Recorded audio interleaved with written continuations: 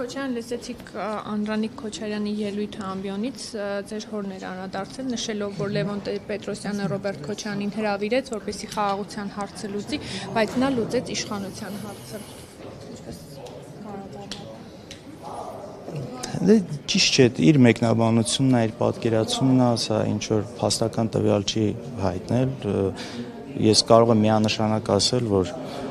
97 թվականին, վարչապետ գալով այստեղ ընդհանրապես խոսք չի գնացել, ընդհանրապես նպատակ չի եղել ու պատկերացում չի եղել, որ հնարավոր է իշխանություն փոխվի, այսինքն իհարկե միանշանակ նպատակը դա չի եղել։ Հետո Արցախի շուրջ տեղի ունեցող գործընթացների պատճառով այն եղավ, ինչ եղավ, բայց միգուցե ես ելույթ ունեմ այսօր, միգուցե ավելի բան անդրադառնամ։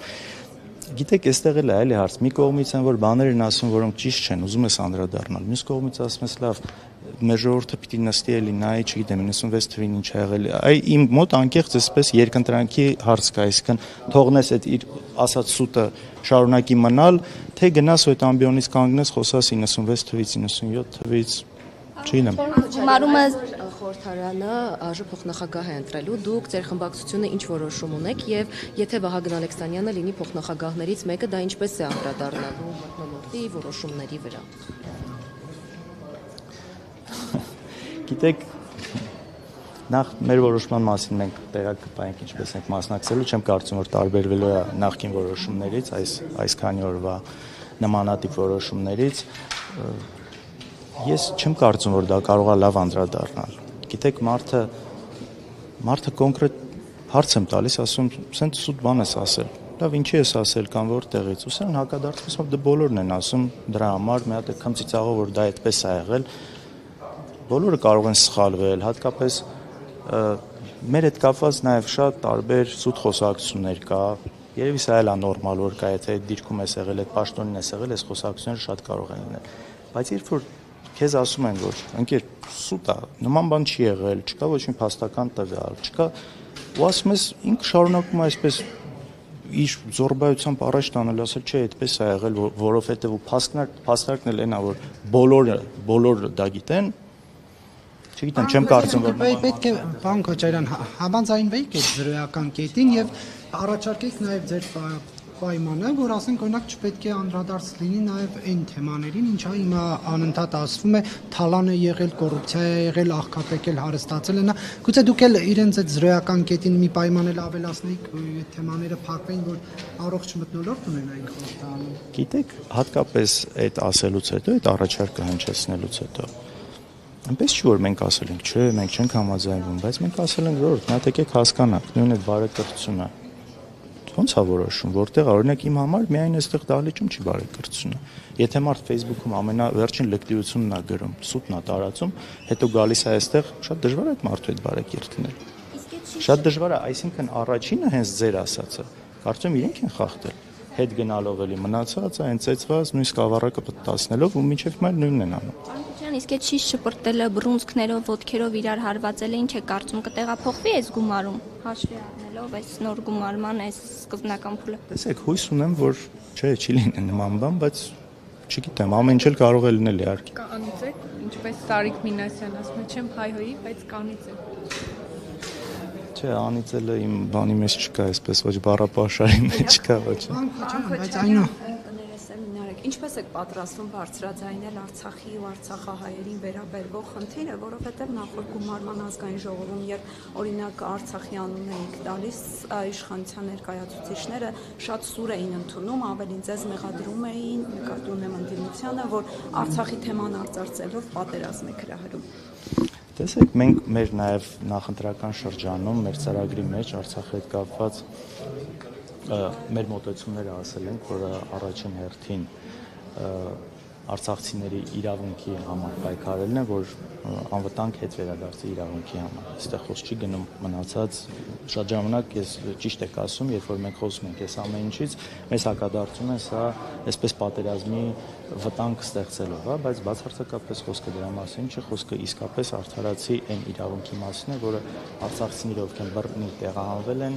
ունենան իրավունք, երկրորդը մնացած շատ սոցիալական հարցեր կա արցախցիների հետ կապված, որը մենք բարձրաձայնում ենք, եւ շարունակելու ենք նույնը, սա ասում նաեւ մեր նախընտրական ծրագրի մեջ է եղել ու խոսել ենք սրանից, ինչքան էլ ինչ որ մարդիկ Արցախ անունը լսելով բաների մեջ են հայտնվում։ Պարոն Քոչարյան, ես ուզում եի հարցնել, ձեր գործերը որ թվականից սկսած լավ գնացին, դուք այսպես ասած խոսքա չասում, պապական հարուստ եք եղել, թե օրինակ Հայաստան տեղափոխվելուց հետո եք հարստացել, բիզնեսներ դրել։ Տեսեք, նախ զուտ տարիքն էլ հաշվի առնելով, ես երբ որ տեղափոխվել եմ Հայաստան, ես 12 տարից դեռ լրացած չէր, այսինքն բնականաբար խոսքը ինչի մասին որ գնում է Հայաստան տեղափոխվելուց հետոյվա մասին է գնում։ Եվ ասում են այդ թվականներն հեռախոս ներկրել մենակ օրինակ ձեր եղբայրը կարող էր այդպիսի խոսակցություններ են եղել։ Գիտեք, մի հատ մեծ հետաքրքիր պատմություն կա դրա հետ կապված։ Ուղղակի չգիտեմ հիմա դրա մասին խոսեմ, հետո միգուցե առիթ կլինի, որովհետև կար падգամավոր ու ԱԺՊ խոսնակ, ով նախկին 8-րդ գումարման ազգային ժողովում էր, որ նման այդ ձեր ասածը կրկնել էր ու հետո սրա հետ կապված ինքը անհարմար վիճակում էր հայտնվել։ Միգուցե ուղղակի մի փոքր երկար է, կարող եմ առանձին էլ պատմել, բայց մի առիթով կպատմեմ։ Ինչի վրա եմ սա ասում, որ դա սուտ է, կեղծ է, այդպիսի բան չի եղել։ Պարզապես կներեք, այդ տարիներին շատերը գնում էին, ճիշտ է, նաև վիճակագրությունը ասում է, որ ամենամեծ բան կներեք, էլի իմիջայլոց այս մասով շատ կներեք, նաև այդ մասով դատական այցել է եղել 2018-ից հետո, եթե չեմ սխալվում, արաբականներ, այդ նույն հեռախոսների հետ կապված բան ասել, որին դատական կարգով այսպես դատի ենք տվել ու հաղթել ենք դատը, որի համար ինքը ներողություն է խնդրել։ Կներեք, այդ փուլում նաև շատերը գնում էին ծանր սոցիալական պայմանով, չնայած պետական վիճակագրություն ասում էին, որ վերադարձը մեծ է եղել Ռոբերտ Քոչարյանի իշխանության տարին։ Փաստ է։ Այդ վերադարձի մասով դա փաստ է, որ շատերը գնում էին, չէ, որտեղ ապրելու այդ պայմաններում ինչ, հա, գնում են, բայց այդ պայմաններում եւ 90-ականներից է, հետո այդ ծանր վիճակը սոցիալական, տնտեսական ճգնաժամային ինչպես կարողացաք էլի հարստանալ բիզնեսներում, հաջողություններ ունենալ։ Դեք չեմ կարծում, որ մենակ մենք ենք կարողացել։ Առնվազն եթե մենք նայում ենք տնտեսությունը ինչքան է աճել, տնտեսական աճ ինչքան է աճել ու